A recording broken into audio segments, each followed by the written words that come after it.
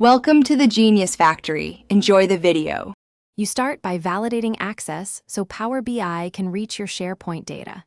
Enter the site URL and test with the account that will refresh reports. This avoids later permission failures. Choose the connector, SharePoint folder to pull files, or SharePoint online list for structured rows.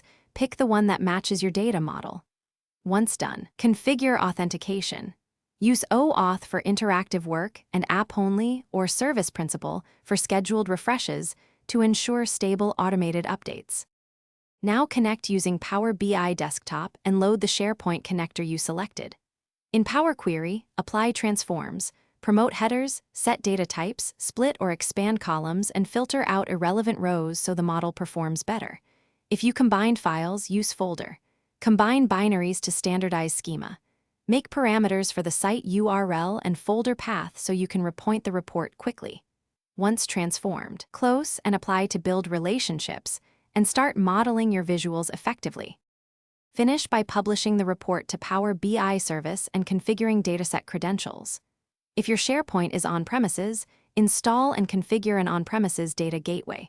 For SharePoint Online, use OAuth or service principal. Schedule refreshes and check the refresh history. Make sure incremental refresh or query folding is enabled to reduce load. If a refresh fails, verify the site URL and account permissions, confirm you used the correct connector, and re-authenticate. Fixing those 3 solves most issues. Thanks for watching. If you found this helpful, don't forget to like and subscribe.